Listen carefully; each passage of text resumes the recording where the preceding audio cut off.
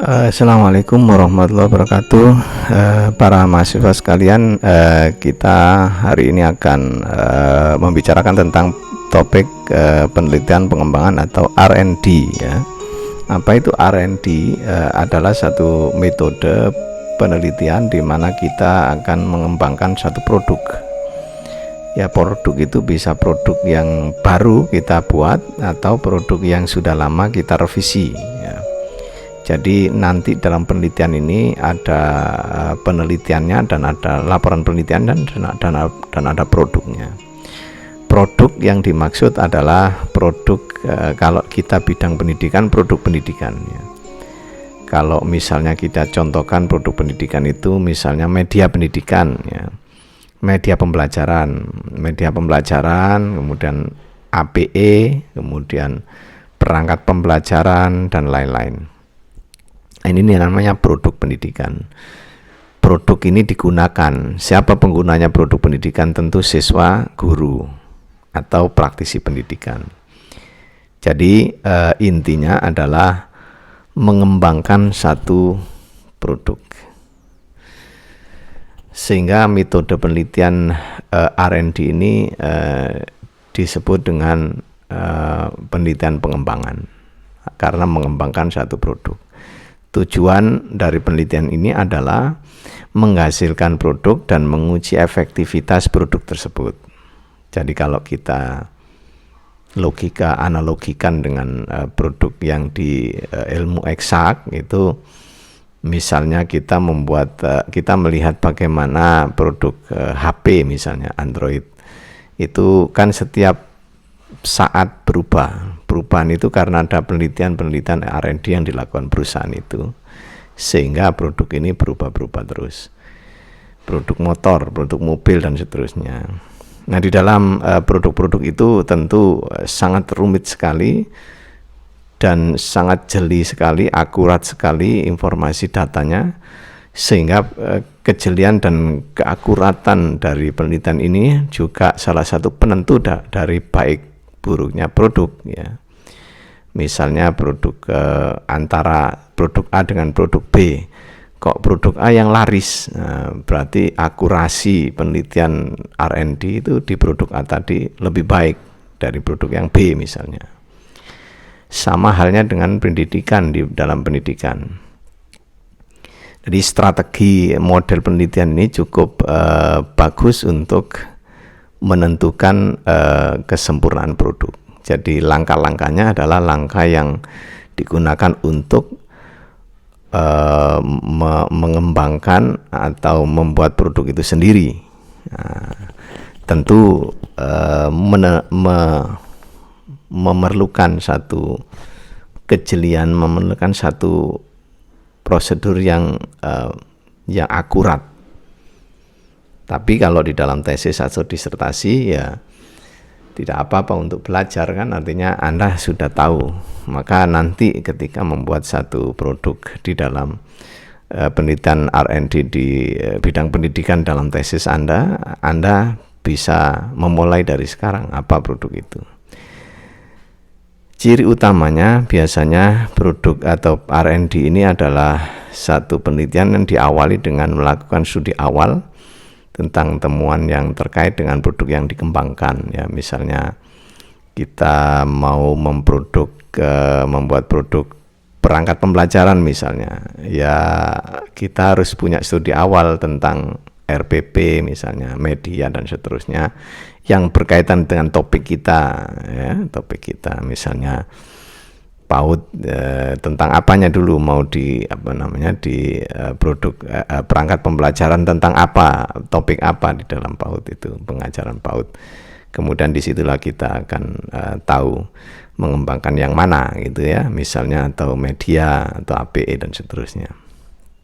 Yang kedua, sifat atau ciri utamanya adalah bahwa mengembangkan produk ini dasarnya adalah temuan tersebut. Jadi ada temuan, ada produk ya. Produk dikembangkan dasarnya temuan sebelumnya.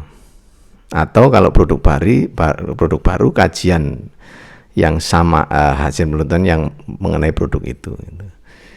Misalnya kita mengembangkan satu pembelajaran e-learning misalnya, tentang kepada anak PAUD seperti apa di masa pandemi atau setelah selesai pandemi dan seterusnya, maka perlu kajian-kajian temuan penelitian yang sama.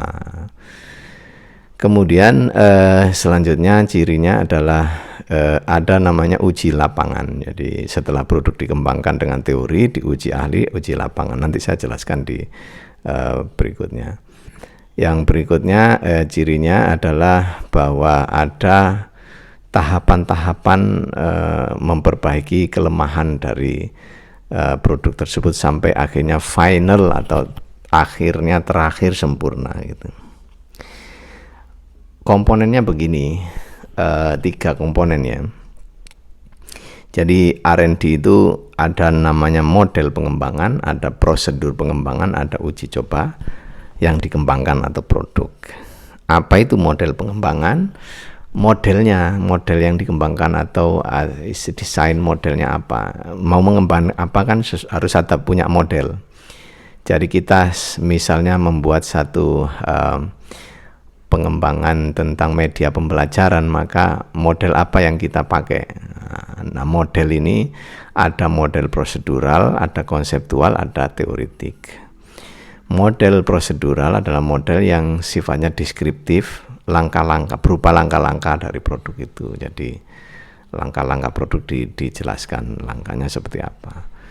Kemudian model konseptual adalah model yang sifatnya analitis, yang menyebut komponen-komponen produk. Jadi produk itu terdiri dari komponen-komponen, disebut fungsi komponen A, komponen B, dan seterusnya. Secara rinci dikembangkan. Ada yang model teoritik, mengembangkan kerangka pikir saja. Sebuah produk yang berupa kerangka pikir dari teori-teori yang sudah dikembangkan dan data empirik yang ada. Setelah model tahu, ada komponen berikutnya adalah prosedur pengembangan. Tentu ada bagaimana mengembangkan, nanti ada satu langkah-langkah yang diikuti dari ahli ya, menggunakan prosedur mana gitu. Baru kemudian kalau sudah jadi produknya ada namanya uji coba produk ya. Uji coba ini ada 3, pada dasarnya besarnya secara garis besar ada 3 ya. Uji ahli, uji terbatas, uji lapangan ya. Uji ahli ini kita setelah modelnya sudah jadi, produknya tadi, kita masukkan ke ahli. Oleh ahli dilihat lagi, diteliti berdasarkan ilmunya, kemudian diberi komentar kekurangan-kekurangannya apa dan seterusnya, baru kita perbaiki. Jadi ahli ini tidak harus 1 saja, tapi juga bisa 2 atau 3. Misalnya kalau kita mengembangkan media pembelajaran yang berbasis IT, ya berarti ada ahli IT-nya, ada ahli pengajarannya. Nah, itu contohnya ahli, uji ahli. Komentarnya bisa komentar kuantitatif atau komentar kualitatif. Misalnya kalau kuantitatif, ahlinya itu dikasih kuesioner, kemudian disuruh mengisi kuesionernya. Nah, nanti perkembangan kesimpulan umum dari kuesioner berupa angka gitu.